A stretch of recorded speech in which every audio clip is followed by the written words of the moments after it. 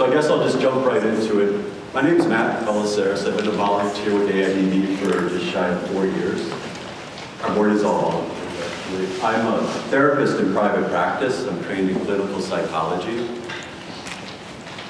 Many years ago, I realized that my training was fairly inadequate, in my judgment, to fully help a person cope with mental illness, developmental disabilities, or some combination of those, to really achieve the most flourishing and reduce most of their mental health related suffering.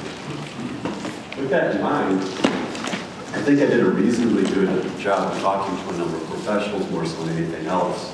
Looking through the data, I'm a bit of a data geek. I ran numbers for about a decade.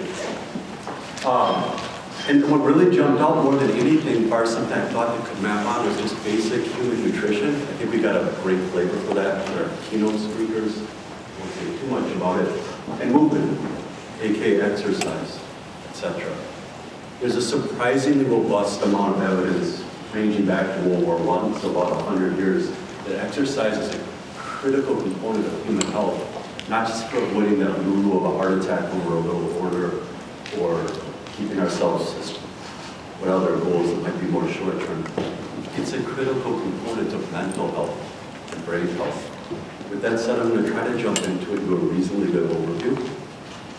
And we're going to talk a little bit, I suppose a disclaimer would be concerned with that. So the stick of it is this: with any of our clients, I strongly recommend you get a physician's clearance to prove exercise and set any parameters to keep it as safe and least likely to harm. Like any other treatment modality, the likelihood of harm is zero. That's a good on-ramp. That's also true for you too.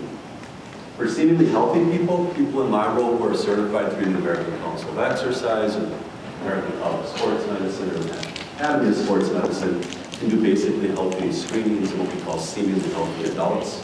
You don't necessarily need to get physician's clearance, although I certainly recommend it. It's not too hard to get us based on our protocols, but since you do.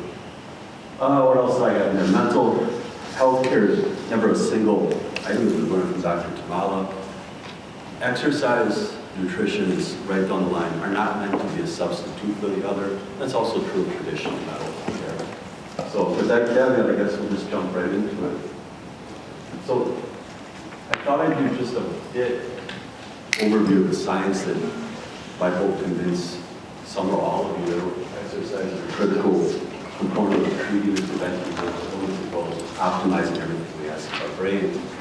Little things such as memory, thinking, attention, emotion, social connection, and so on. Okay, so an odd place to start. This is a brief overview of our scientific method. We're going to look quite a bit at mechanisms. As Dr. Hibbland said, mechanisms are key. Issue is the issue. A little bit about epidemiology, how we look at something works, safeness, and so on, the different levels of credibility of evidence. In summary, I'm going to take about 10 to 15 minutes of this to try to kind of talk a little bit about how health researchers think, how clinicians think, and how that maps on to optimizing health and treating disease. Anyway, I thought we'd start with a very famous case study in epidemiology. It's actually the reason I'm in this room giving this a go. About 25 years I read this, and it got my attention. My training was actually in economics, which is essentially a branch of mathematics. Economics, for all its flaws, is pretty good at looking at things over time, and doing it in a fairly straightforward way. This study is known as the Norwegian notch. On the x-axis, we just simply see time. Sorry for you in the back. We're starting in 1927, and we're going to look from there to about 1945. The implications of this are huge. What you see here on the y-axis is how many people died per 10,000 people. The little line we're going to look at is the one that has a little bit of a broken pattern to it. And then the top here, on the bottom, that's just how many people die when you correct for age. Because age fluctuates in populations, no big deal. And from that, we want to look at age saving amongst deaths or some other morbidity or mortality rate among 70-year-olds, 60-year-olds, and so on. In any case, the long and short of it, Norway had an awesome health system around the 1920s. They took awesome data. They had a great taxonomy of all different mental conditions. And they kept track of their whole country really well. And in 1927, the Industrial Revolution, it's easy to forget how new this is in the big scheme of things. It really hadn't taken hold, even though they were the wealthiest country per capita in the world. Most people got their food from fishing, and small-scale agriculture from backyard farming. Over half the population did jobs that involved at least 8 hours a day of physical movement. They probably took half the day off a week, to give you a flavor. And they were a liberal democracy, which I'm all for. Very egalitarian by the standards of their day. That's also true today. But the Industrial Revolution did start to take hold. From 1927 to right here in 1940, the levels of physical activity in this population, which I think is about 6 million people at the time, roughly, fell dramatically. Most estimates by 50 to 60%. Their diet changed a lot too. I had the really cool privilege of talking to Dr. Vidlin and Dr. Tamala for about a 3-hour coach session before we got going. This definitely informed his work, so I hope that lends us some credibility. In any case, the diet changed largely from eating a lot of oily fish, sounds familiar, unprocessed whole food, plant-based type diet, to increasing proportion of what we might call junk food. What other names you might have for highly processed foods, trans fats, which they invented, all the seed oils with post-start physicians who led this all off. Asking you to consider reducing or eliminating, that all sounds good. In any case, look what happens to mortality. The rate of people dying goes up about 25%. That's a pretty big deal.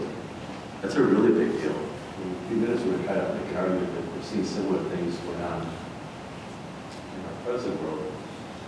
But disease doesn't kill everyone who gets it. That's pretty straightforward. A physician named Don Rudin, shortly after World War II, took a look at this. He did a really good data analysis. During this time, suicides went up. They tended to call a lot of things schizophrenia that we now have, God knows how many names, but it's people who are coping with severe, persistent mental illness. And heart disease in all of its flavors. The stroke that destroys part of your brain, the one that has you drop over dead at 50 in front of your kids, colon cancer, prostate cancer, breast cancer, lung cancer, all of it is. But these sound like pretty familiar pathologies in our society. It's about 80% of disease actually in America, present day. So, as we see it's going up, but then 1940, maybe a little before 1940, people counting the margins of it. Holy cow, they look like they're getting really healthy. The data is accurate. The death rates actually go right about where we started, if not a little lower. Anyone want to guess why? What happened in 1940 in Europe? All right, let me miss. World War II. The Germans invaded Norway, and literally in about a 48-hour period, they went from being a very free, egalitarian, modern, progressive democracy, despite the standards of their day, comparatively to a lot of places you can live in the present world, to being occupied by a German Nazi army. That's a horrific nightmare. There's no ambiguity about that. So one of the effects of the occupation was industry is shut down. The Germans stole everything. They literally robbed the whole country. They did that to a lot of countries back then. So what are people doing? Almost overnight, their pantries are bare. They're going out into the rivers and fishing. They're growing vegetables, and they're going out and harvesting what they can. And that involves a lot of exercise, changing your diet pretty much to where Dr. Vidlin, a very modern, scientifically informed physician, would recommend. A lot of fish, fruits, vegetables, not eating too much. This got the attention of a lot of very bright people in America and Europe. There's 2 key implications I just want to talk about a bit before we get into the nuts and bolts of exercise. One is we think of physical and mental illnesses as discrete things. So a stroke is not colon cancer, is not depression, is not coping with psychosis. They look different, they affect different tissues. Medical types will intervene in different ways based on that. They're clearly different. There's a reason we have diagnostic criteria based on lab work and mental health, but set of symptoms we're more or less experiencing and observing. And that's true, they are different. However, that model is arguably grossly incomplete. Well, it's true a depressive patient is different than a patient coping with colon cancer, on and on and on. In large part, serious researchers think that there are different symptomatic outcomes for changes related principally to diet, to physical exercise, sleep, the ability not to be inundated by too much information, which our brains are generally not about control. In other words, things that are caused or at least facilitated by modernization. And so the idea that a whole gaggle of pathologies, which probably roughly equals 70 to 80% of what we spend $3 trillion on in America, are largely related to preventable or at least modifiable diseases, is not a small implication. It's a very different way of looking at human health. It's a very different way of thinking about economic policy, and also taking care of ourselves, our families, our clients, and so on. In any case, I think that's a pretty good intro to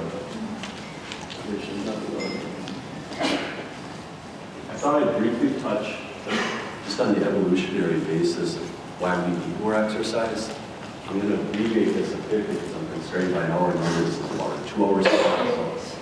One, if you look at most of our ancestors, most of you were on Thursday, recall Dr. Hiblin's primate model over the last 4 million years to now, brain size about quadruples.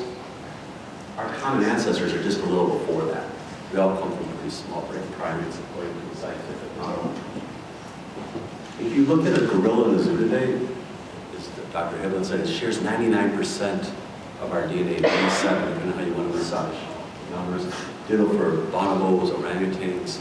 They look suspiciously close to us, and not just outwardly in the genetics, but how they're built, the structure and function of their bodies and brains.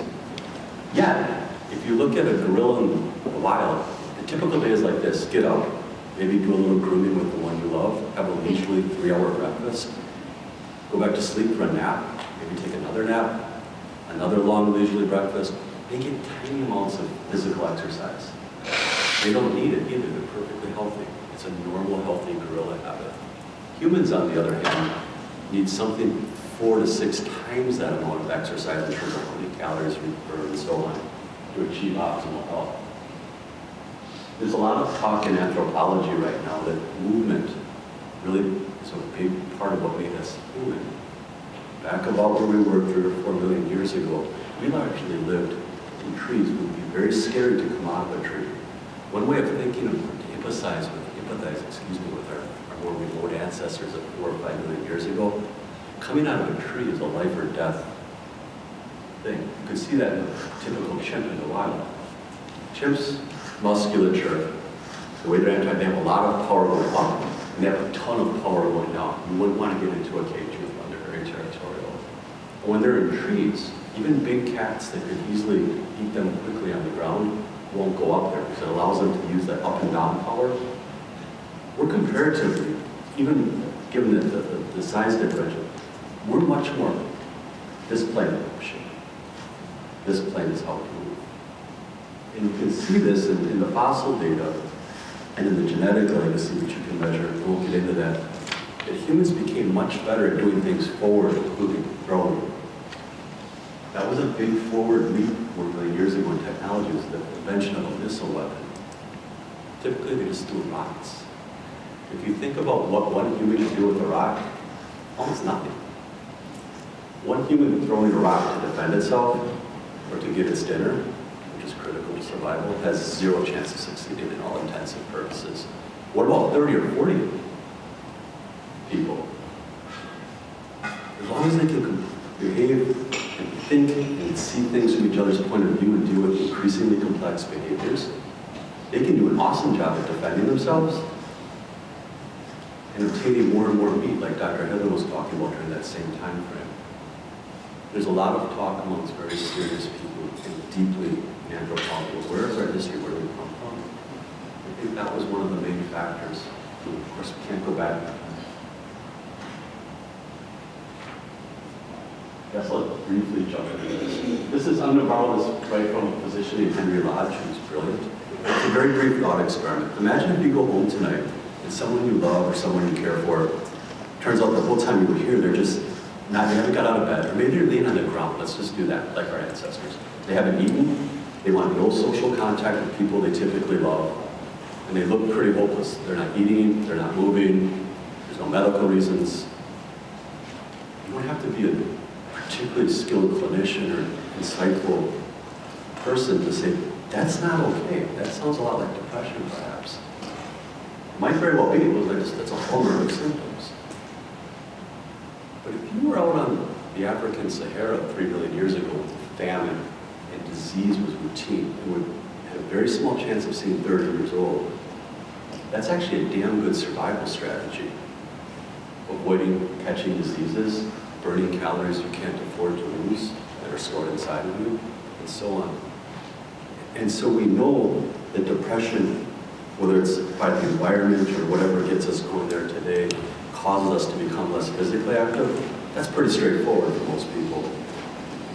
The rub is though, yeah, the causal arrow is going both ways. Becoming more physically active, whether you feel like it or not, is one of the best evidence-based tools for any mood disorder, anxiety disorder that we know. If you look at the data, it's robust, consistent, encompasses hundreds of thousands of people. Just briefly in epidemiology, there's a huge study going on funded by National Geographic covering 4 major medical schools looking at some of the healthiest populations in the world and trying to find common themes. It's extraordinarily informative. The nuts and bolts of it in 30 seconds is all these places eat very little refined foods. They eat a lot of fish in general. They love each other well, but the one thing more than anything that's in constancy, if you look at some of these healthy places like Okinawa, Italy, Seventh-day Adventists in California, constant, moderate physical activity. If you look at it statistically, that's the #1 thing that they all have in common. These places typically have 80–90% less physical disease. All the big ones that cause early deaths in America: colon cancer, breast cancer, prostate cancer, heart disease writ large. Typically far lower rates of dementia, many more people live to 100, they're a lot happier, etc. But the key takeaway is that diet, exercise, how they view aging, social connection are really the 3 major things that seem to be the causal factors, or at least the commonalities. One other thing I'll quickly say about the blue zones is they've been doing a lot of trials at upgrading places ranging from workplaces to cities. Originally it was actually in Minnesota, now Fort Worth, Texas, which is twice the size of Milwaukee nearly, not a bastion of liberal progressive thinking necessarily, but the results that they found are measurable and really hopeful. Reductions in sick days, emergency room use, healthcare, people are happier, and go on, but that's kind of the gist of it. So, moving from epidemiology to evolution, I'd like to just get right into the nuts and bolts of why exercise is important, and then we'll hopefully get a pretty good overview of how to support people and groups increasing it. So there's really 3 tiers of evidence that we're going to look at today. This is from the Centers of Disease Control. It's very conventional. So one is level 1. That just means that enough systematic studies, usually involving something called randomized trials, show benefit, safety to the point where it's an accepted prevention or treatment modality. Exercise does pretty well by this, and it really is. I'm doing a terrible job of saying how much goes into that. That's a panel of experts, a lot of data, millions of dollars typically, but it's the gold standard in science as far as avoiding harming yourself, having the best possible health. Monica? When you say exercise, is it like a certain type of exercise? That's an awesome question. I'm like 10 slides away from just hopefully getting it out. No, that's awesome. I almost want to hand this to you and just so no, it's all good. No, it's an outstanding question. And there's really good guidelines from the American Council on Exercise and Sports Medicine, the CDC. They're all the same. And it's 2 sentences. It's an easy takeaway. But yeah, just real quick. So psychotic disorders, this just came out. Oh God, it's 3 years ago. So it almost just came out. Physical exercise with people coping with true schizophrenia has a whole gamut of benefits. And one of the cool things I'll just briefly share, and this is nowhere comprehensive of all of it, Psychotic disorders kind of have two flavors. One, there's the positive symptoms. So that's hallucinations, delusions, behavioral things that are atypical or maladaptive. That's the obvious stuff. Okay, you know if someone's running on the street naked from the FBI, they've lost touch with reality. That's pretty self-evident. And certainly if you know that person for any length of time, it's pretty straightforward. But the more impairing part of schizophrenia is negative symptoms. That's the lack of ability to sustain, and start and sustain self-improving growth, social activities. That's getting a job, that's brushing your teeth, etc. Anything you think is a goal worth achieving, people with schizophrenia have horrible deficits in this. The lack of social motivation. I mean, I could go on, but the gist is that they do not start and sustain things that we all generally take for granted anywhere near as well. More so, antipsychotic drugs do not touch those symptoms. In fact, they often worsen it because they're blunting a chemical, dopamine, that in excess can give you hallucinations, delusions, and so on. But a deficiency can make you blunt. That's what Dr. Hivlin was talking about with ADHD, the ability to sustain your goal-directed behaviors and thoughts and self-modulate emotions along the way and get things done. And so that's hugely troubling. A lot of it's because a region we'll get into just a bit, the frontal lobes, that deals with all these things, starting goal-directed, sustaining, self-monitoring, shifting when you need to adapt to the environment, or stopping. All those are impaired in schizophrenia. Pretty much beyond the touch of psychotropic meds, not beyond the touch of cardiovascular exercise. I guess a spoiler alert, Monica, you need to walk at least 20 minutes a day to see these benefits for at least 3 months. We'll get into some of the mechanisms, but the important part is that it's a great tool in a meta-analytic review, 30-something studies, I can't remember the exact number on. It's damn impressive evidence. It's very convincing. Major depressive disorders, anxiety disorders, works better for major depression than anxiety. I guess I'll just cut myself off, but there's some very interesting reasons. But in any case, ranging back to World War II, this has been known because the military studies this stuff a lot in terms of performance. But there's been one meta-analytic review in Asia, Europe, America after another. I think there's like 24 meta-analytic reviews encompassing something to do with 250,000 people. It's pretty obvious. It's pretty just straightforward, obvious. Everyone's response to it can be different in terms of safety, typical effect in improving your mood, how you feel, and also how you function. Because depression affects both. Great evidence. One thing that I thought Dr. Kamal did an awesome job on, so I won't say too much, that so many people with mental health conditions also have a lot of metabolic conditions. There's all sorts of things that interact with each other, including the effects of drugs. If ever there's a complete case in the data, just reducing your chance from dying of anything, aka all-cause mortality, and to having a healthy life, what we call very little disease or impairment in how you feel or function physically and mentally. And when you die healthy at 100, that's kind of the goal, I think. That exercise is just a key component. And of course, none of these are to the exclusion of good sleep, nutrition, love, healthy thinking, you know, relax and focus. And then just, I generally throw a plug. There's also just tremendous performance. I'm not talking about running a 5-minute mile. I mean, at our age, who gives a shit about doing that sort of stuff? But I'm talking about being able to pick up your grandkid and toss them joyfully at 80. I just watched my dad do that a few days ago. It was crazy. You know, these sorts of things. You know, and the ACE model really does a great job of measuring it wherever we're at in life and building on it. Avoiding falls is another one I should probably put in there. But just a global and good effect about human performance. And this gets more true the more stress you get under. Largely that's from the military. We've also seen it now in school systems, etc. If you get children moving, it's hard to exaggerate the effects on grades and so on.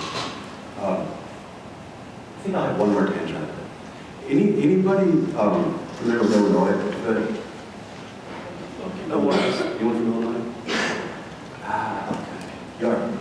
Richard. So very briefly, the psychiatrist John Mattei, who's very well known at Harvard, brilliant guy, who himself has very severe ADHD, went to 2 cities in Illinois. Basically, a bunch of gym teachers said, you know, we suck. We teach people to dance, shoot bow and arrow. We create competitive sports that make 3/4 of the class feel like a loser. It's me 30 years ago. It's not mapping on, and these kids are grossly unhealthy. They looked at the data. So they took an initiative. Some of them have masters in kinesiology. They are gym teachers, actually are trained to some extent in that. They said the real deal is give kids autonomy, even when they're little guys and girls, give them heart rate monitors, and then give the grade based on how high your heart rate gets for how much time. If you want to do it by dance, climb the wall, playing whatever, dodgeball, swimming, running, it didn't matter. The kids got to choose. Those same children went on what's called a TIM score, which measures your science and math performance, and we use it to benchmark countries because it's in all languages that are relevant. America ranks about 25th-ish in both those year-to-year moves around, as did they. They moved on, they tied South Korea, and it's been 12 years into the data. A group of psychiatrists at Harvard, particularly John Ratey, R-A-T-Y, on Google list. They've been looking at this hard and fast, and it really is just a clear upgrade of their academic performance, their physical performance, and the other side effects include that the healthcare cost in that community fell quite a bit. So we're getting a little weaker here. So this level of evidence, called 1A, is the conventional term for it. The thing is that we've got a couple randomized trials, we've got control groups. Obviously with the drug, you're just giving placebo. With exercise, there's all sorts of creative ways, but usually it's a wait list, have people read books or block, etc. And here we have very good evidence for a whole gaggle of conditions ranging from post-traumatic stress disorder, there's a lot of stuff in the hospital, Alzheimer's disease, absent and reversal. We'll talk a little bit about that at our panel. Attention deficit disorder, talked quite a bit about yesterday. Social anxiety, mild cognitive impairment, which is kind of the on-ramp to having full-blown dementia. That stuff happens over decades, not overnight, unless you have a stroke. It's really difficult. Oddly enough, binge eating disorder. Then here, I was actually very surprised. There's a robust amount of evidence of people with DDID. I could almost put, and I thought about doing it, I actually called a few people and I couldn't make up my mind, so I'm conservative. Autism. There was recently a meta-analytic review. It only covered 16 studies, and I wasn't quite sure I felt that was strong enough, and it hasn't been categorized by the CDC. It will be next year. Autism, ranging from academic performance, reduction of head banging, self-injurious behaviors, and so forth. It's really encouraging. It's really encouraging. And then also with people who have DDID, there's actually literature going back to the early 60s. A gentleman, Linus Pauling, won 2 Nobel Prizes in physics and Peace Prize. Did a lot of that research when he was well over 90 years old. In any case, that research is carried on. It's a fascinating story. So we don't have as much time to jump into it. But there's zero ambiguity about it. Having an IQ under 70, or having some other developmental disability, doesn't make exercise less empowering. It doesn't make it less enhancing. It doesn't have any other effect profile than the rest of us. It's pretty consistently effective across most populations. And frankly, a lot of the reason that these aren't on the top tier level 1A of evidence is people just aren't spending enough money at higher levels. Anyway, enough said about evidence and epidemiology and all that good stuff. I just want to do a brief overview of the benefits of aerobic exercise. We'll talk a little about strength training before we get out of here and different conditions. So we talked a bit about this depression. These are things that are clearly true, that they're consistently being found across multiple studies. Increased energy, reduction of depressive thoughts and feelings. Feeling increased self-efficacy. And even if you parse out the fact that, well, now I can walk a mile faster or something related to exercise, the self-efficacy is a global type of self-efficacy. I feel like I can go talk to my boss better, or have a conversation with my kids, whatever the case. Improved sleep. And this is a great example of how all the tools of integrative health and medicine complement each other. Improving sleep certainly improves exercise performance. Getting good exercise, particularly outdoors before dinner time, ideally before lunchtime. There's no question it improves the quality and duration of your sleep, as well as just getting out, how quickly your sleep onset. For most people with depression, it waxes and wanes, especially if you take efforts to treat it. Most people aren't depressed constantly. People who exercise regularly, everything else being controlled for, have a much lower risk of relapse. I should predicate that all these things are what we control for all the other effects. Are you eating that oily fish, are you doing this or that? They all matter. But these things hold true independent of that. Increased thinking, cognition, behavioral flexibility. we'll get into some of the mechanisms, but I think looking under the hood is important, just knowing that the effectiveness is consistent, powerful, and good. One little talk, well, in the literature at least, talked about that most people on SSRIs, at least 40% of them have some amount of sexual impairment. Major depression has typically some amount of sexual health benefits. There's not great literature on this, but for both men and women, young and old, people generally report improvements in their sex life, because some of the side effects of aerobic exercise, everything to do with much healthier neurotransmitters, hormones, circulation. Schizophrenia, let's briefly run through this. People with schizophrenia have horrible, we heard Dr. Tamala talk about a person who managed to put on, was it 70 pounds in 3 years? Is my tired mind holding that? Yeah. Thank you, thanks. And so, one of the reasons for that is all antipsychotic drugs, correct me if I'm wrong, please, since I have my expert at the back, have a really serious risk profile of weight gain, diabetic problems, problems with your lipids, all the things that get us on the road to heart disease, and God knows how many other diseases we talked about associated with modernity. Exercise is a great way of mitigating that, whether you're on meds or not.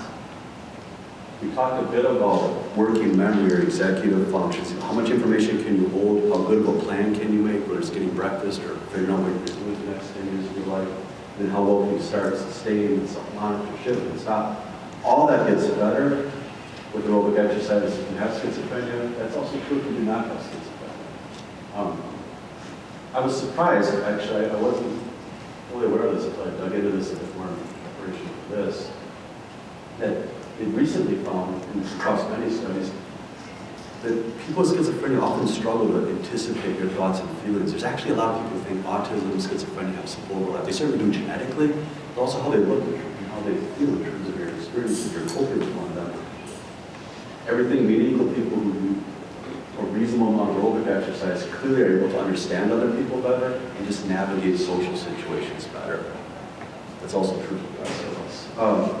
Improved mood, pretty significant reduction of long-term disability, aka they're not taking Social Security disability, they're working. We often forget, as a brief side note as clinicians, a lot of people have schizophrenia. It's a dimensional disorder. They don't have mental health care, they hold jobs, they fall in love, they have kids, they're okay. It's a condition that affects people very differently. We tend to see people who are more moderately or severely impaired, especially by vocation. Yeah, please. I just wanted to mention, I actually had a professor at Marquette who would tell us on the first day that he has schizophrenia, he's aware of it, he has 2 PhDs, I mean, he's functioning. And one of the things that he always talked about how is that he worked out 2 hours a day. That's what kept him stabilized, and that's how he worked off his energy. I've always liked a good Jesuit education in Marquette. Marquette actually helps our board, by the way. They give us tons of free help. Good. And that's awesome. The other, John Nash, who won a Nobel Prize in economics and had this awful 40-year run after redefining economics, physics, and mathematics, and just died in a car accident, very healthy, 86. He got off all his meds, and he said, part as I got older, testosterone lowered, but the big thing is that he and his wife, Alicia, we reconciled with after a couple decades of uncontrolled psychosis, walk every day. Okay. He actually wrote you might have seen Russell Crowe, the actor played him in A Beautiful Mind. The book of Beautiful Mind, I'm giving way tangential, by Sylvia Sue, who's a brilliant economist herself. It's a hell of a read. I would really encourage you. It's like 2 bucks. No, we're good. All right. So, ADHD, which is on the rise, no question about it. I mean, some of them might be diagnosed more of it. I don't buy that as a full thing. I think has a lot of things to do with nutrition, obesity, and metabolic disorders. Environmental toxins and the kids not moving enough, sleeping enough, and eating more. Anyway, there's a lot of evidence with ADHD. It's another one that, if we're doing this again 3 years from now, and I really hope we are, that this goes up to the tier 1 evidence. We only need 1 or 2 more studies and a bunch of eggheads to spend $1 million of your tax dollars and flush that all out. But in lieu of that, let's just assume that there's at least good evidence right now. There is, second tier. It clearly reduces impulsivity, the ability to control your emotions so they don't control you. That's good at any age. We talked about working memory, executive functions, and attention. Same thing you see across multiple conditions. You also see that that's an impairment in pretty many flavors of mental illness we've diagnosed people with. Ignoring distractions and shifting and sustaining your attention, it sounds suspiciously like what we're talking about. For any parents in there, I'm sure a lot of this sounds pretty desirable. Improve mood, that's true of any population gets moving. Improve school performance. We talked, I'm sorry, Naperville, Illinois is the city. If you want to read the seminal book on this is Spark by John Ratey, who's a brilliant psychologist at Harvard, who would say that everything you heard from her first 2 keynotes is spot on. Increased cognitive and behavioral flexibility. So when you're making a plan, some plans are better than others, right? And a 5-year-old can come up with a more creative, more abstract, and more useful plan, really well perform his or herself. They can't, they didn't get a good night's sleep, or they're moving up to trying to brain to learn, and so on and so forth. Autism. And again, this is held up in a recent meta-analysis. You know, autism often has a restricted range of interest and repetitive stereotypical behaviors. There's no doubt it seems to help. They found that across multiple studies and a remarkably consistent effect. Something in the tune of 20 or 30% of our parents and teachers find to the better. Increased time to tasks, school is very challenging, work and so on. Decreased aggression, reduction of self-injury, increased academic performance. Run residential facilities, day programs, have kids with autism, and so on. All that sounds pretty desirable. The price is right. People with intellectual disabilities. I'm not going to say too much because these all look suspiciously the same, except I snuck in reduction of risk of dementia, so we won't have a second and that, but there's certainly some reasons to think it. The one thing I would say, just as a quick caveat, is people with DDID have 40%. If you look at 100 or a million of them, 40% of them are really coping with depression, psychotic disorder, lots of PTSD because they suffer much higher rates of abuse. I think this number is probably, unfortunately, a lowball estimate. It's like to be conservative as scientists. My guess is better than 50% just based on 20 years of anecdotal estimate. That's recollection of it. So this is kind of a spoiler. I definitely plan to jump into this a little bit at our panel discussion. So I think if I took a poll and you did your best to give me your honest answer, most people would tell you that once you have Alzheimer's or vascular dementia or some combination of the two, the most common are, that's a terminal illness. You see some head shaking, yes. It's heartbreaking. It's typically not a good way to spend the twilight of your life. It's devastating to families, people coping with it, to our society.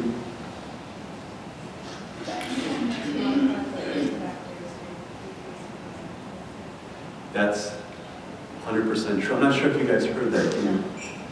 I said anytime there's modifiable risk factors and correlational risk factors, you're decreasing the likelihood by adjusting those lifestyles.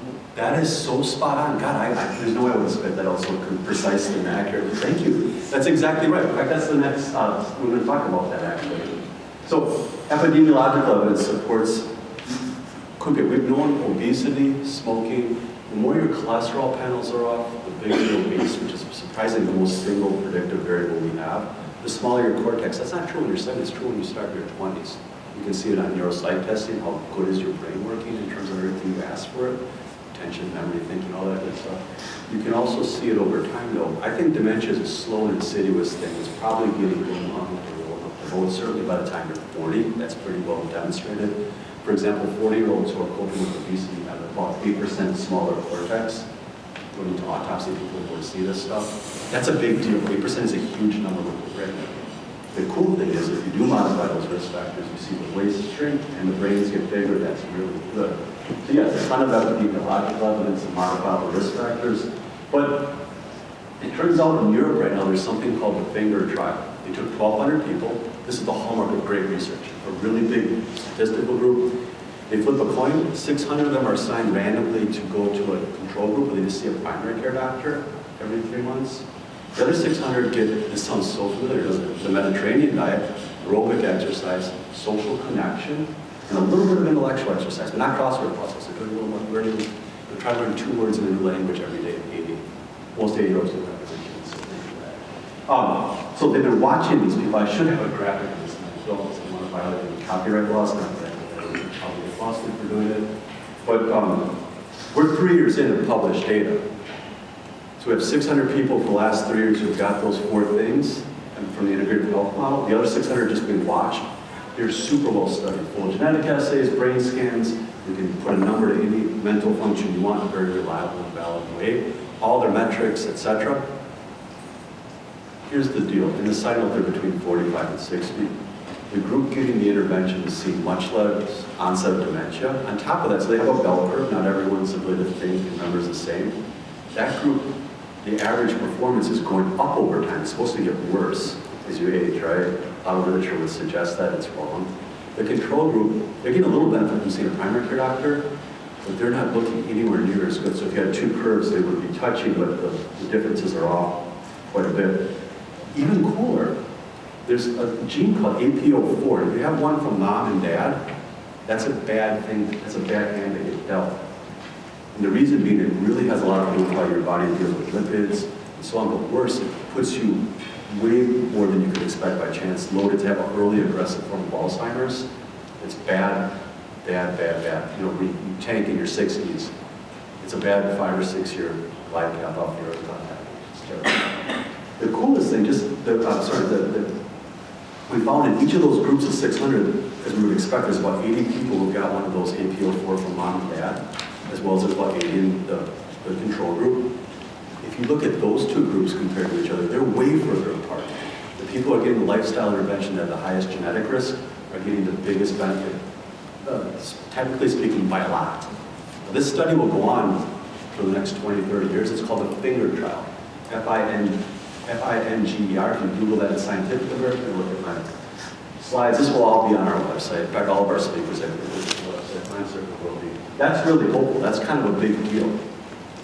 There's also more recently a gentleman named Dale Breston, who's a physician at the UCLA Institute, Clock Institute. It's a very prestigious place in England. It's got more brains than one man that's probably there. They just published 2 prospective trials, first with 12 dementia patients who clearly had dementia, either by Alzheimer's, vascular, both, getting the most common times. And more recently, I've been looking at this as closely, just over 100 patients. A lot of these patients do the same lifestyle interventions, aerobic medicine. I'll let Dr. Tumlal speak to that. We have our panel discussion, hopefully. A lot of them got their driver's license back. There's a really cool case study that was a physician who clearly had succumbed to dementia and was well on his way. He got his medical license back. That's a pretty quick and clean way of saying how well they're doing. You can see this on their brain imaging, the neuropsych tests, etc. It's good. Stay tuned. We need bigger process. Yeah. So in the Down syndrome population, Alzheimer's is very prevalent, very young, pretty early on. The Weizmann Center at UW-Madison is doing a study to see correlational causational studies. They're doing a lot of MRI, CT scans, spinal tap testing, cerebral spinal fluid, looking for proteins to kind of see what's causing it, how they can prevent it, how it is. At the Weizmann Center. One of our residents got a virus, so. That's awesome. You two are making me look a lot smarter than I am. Thank you for that. That's really good.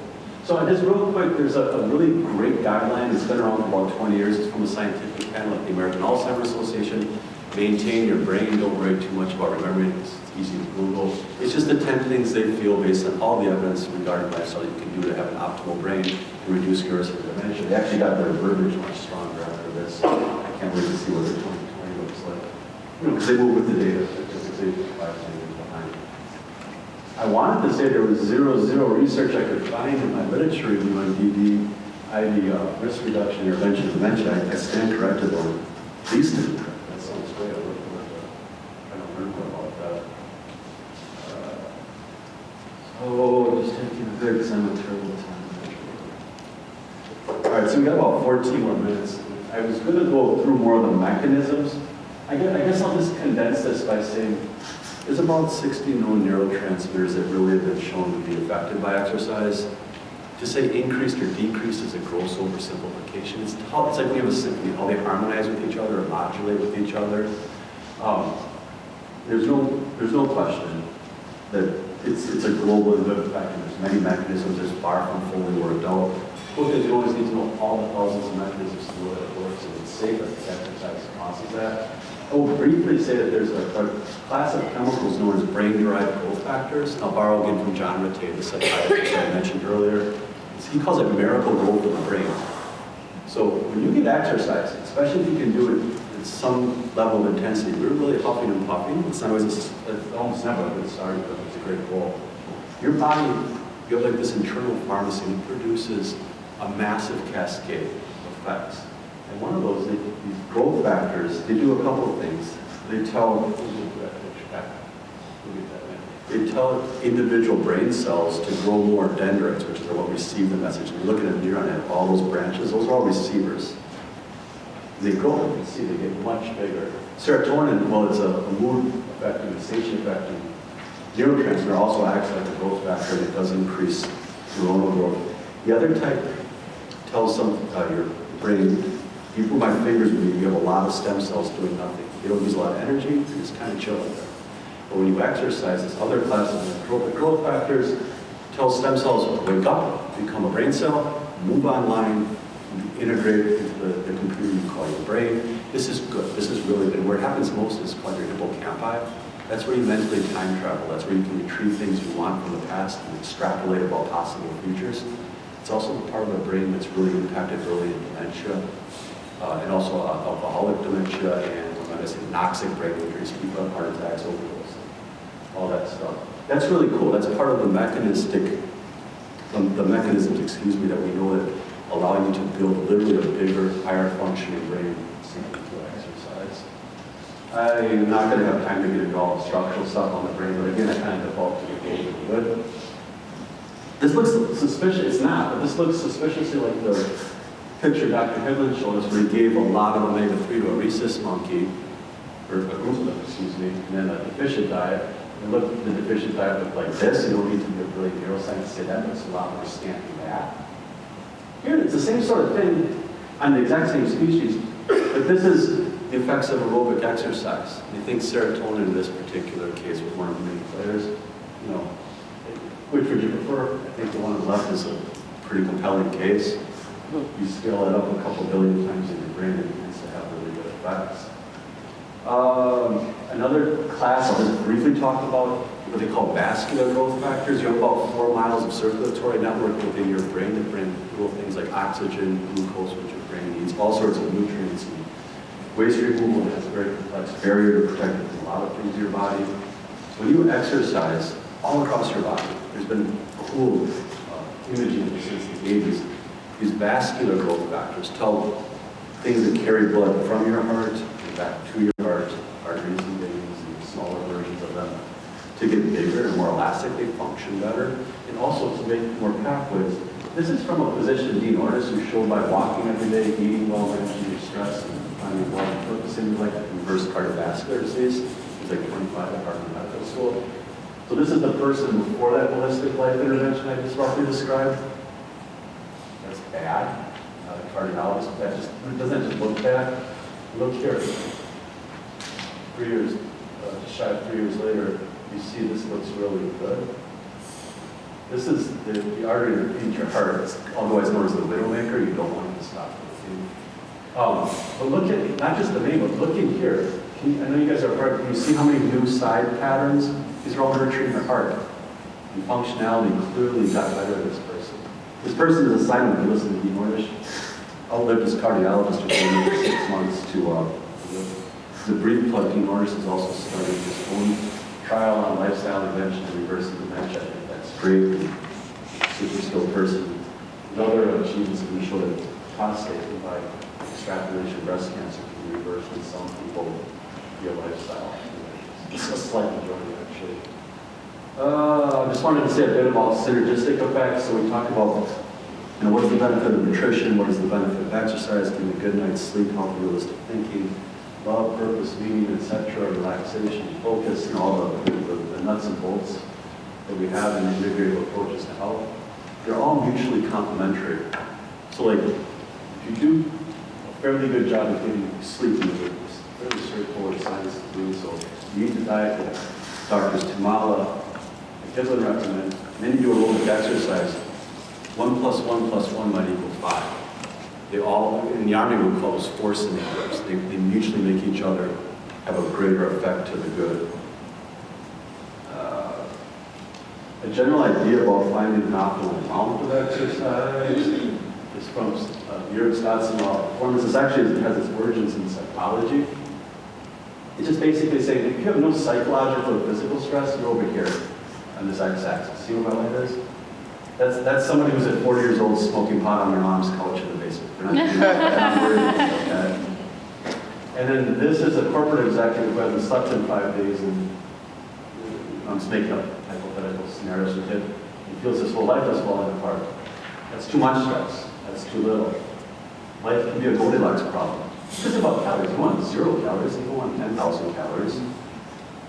Well, this is also true of physical exercise in all of its flavors. You don't want to run a marathon every day. There are certain people who do that. You also don't want to sit on the couch all day or somehow, in other words, be deprived of this basic human need to move. There's a sweet spot. And given that we're low content time, I want to jump to the sweet spot. And this is the performance axis. I'm sorry if I didn't mention it. Does everyone kind of get the gist of this? Okay, cool. Thank you. All right, so this is the model I follow. I've integrated this into my practice. The American Council on Exercise and the American College of Sports Medicine, if we get both of them lined up. They borrow from each other a lot. They have a lot of overlapping recommendations, tools, and committees. They're both nonprofits. Basically, it goes something like this. So the last thing you want to do if you're deconditioned, if you're not, that's okay, 70% of America is you don't want to jump into trying to lift heavy weights or run excessively. What you really want to do is just look at how you are when we call it static posture. Because there's about 7 main misalignments from your ankles and hips. Like extend the knees, your hips can be tilted in the wrong direction, your shoulders can be rounded over, your back can be in a position, your neck. It's a very straightforward way. Anyone certified from these agencies, even at the lowest tiers of credential, can look at you. And on average, we're pretty good at finding it. It's a great way. There's simple corrective exercises. God, I wish I actually wanted to do this. But the gist is anyone can do it, okay? With or without a disability. Even people with cerebral palsy wheelchairs can certainly make benefits, and we have modifications that are reasonably good and safe. One cool thing, if you say, you know what, that's all I'm going to do, though. I'm just going to learn to stand right and do it. More so with the present majority of people who are female or not, or than men, taking your position from a typical American office worker and just standing up. Not that you get ready to kick somebody's butt or that, but just standing straight, having your shoulders in a position that's by far and away healthiest in your neck. If you do that for 20 seconds before you go into a job interview, they're going to rate you on average about 30% higher than people in the control group. Amy Cuddy, C-U-D-D-Y at Harvard, is a brilliant psychologist, has done some fascinating work. I would beg you if it helped to watch her TED Talk. It's a startling implication there's some debate here, but it's been reasonably well fleshed out. Just by aligning your posture, you get more social confidence, you get an increase in testosterone. Yes, that's good if you're a lady or a man for most people in Western societies.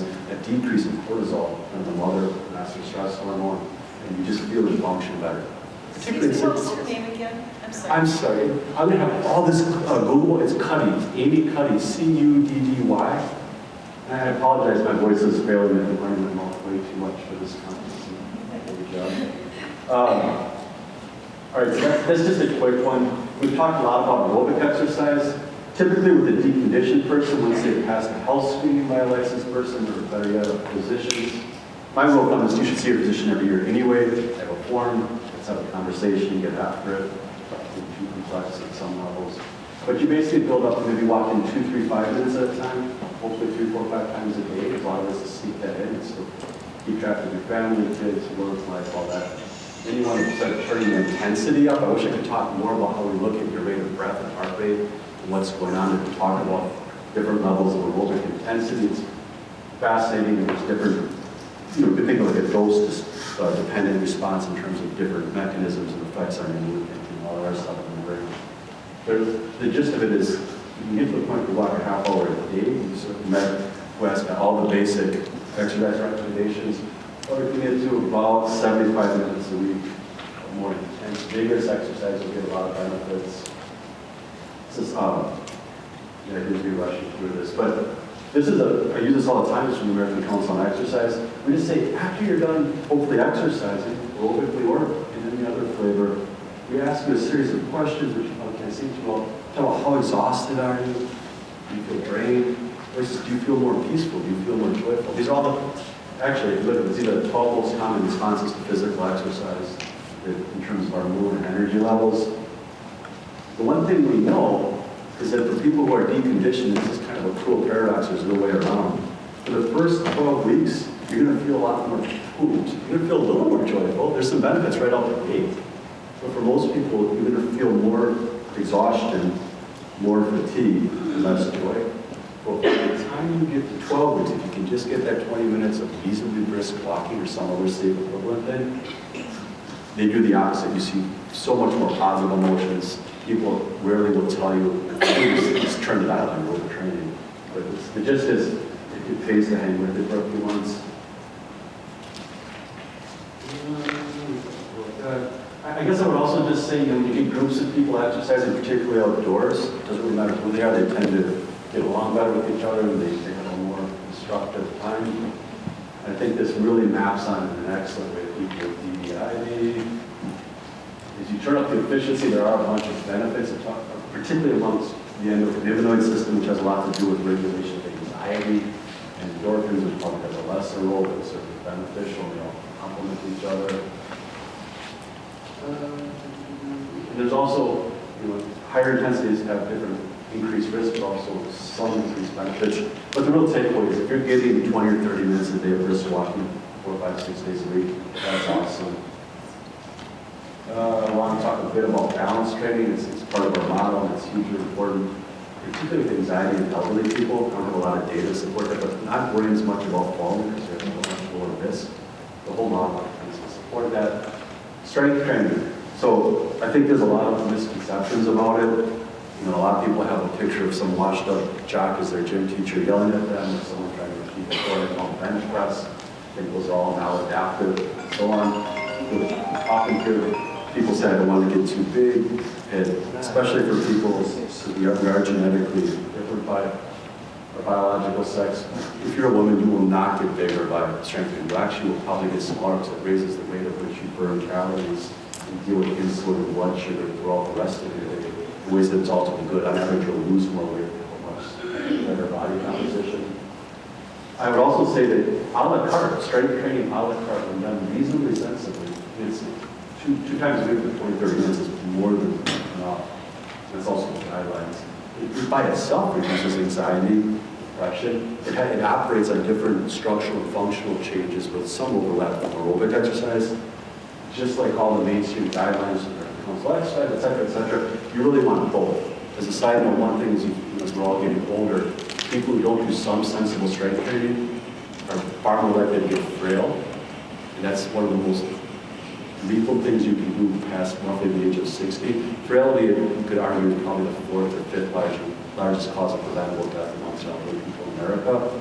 So, pretty good incentive to do it.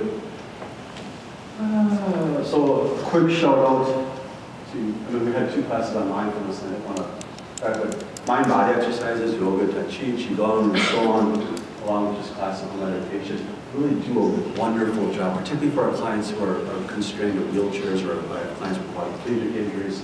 This is really powerful stuff at everything from reducing all-cause mortality, blood pressure, cardiovascular disease, and certainly for just about any psychiatric condition you think. There's good to very good evidence about it, particularly with anxiety disorders.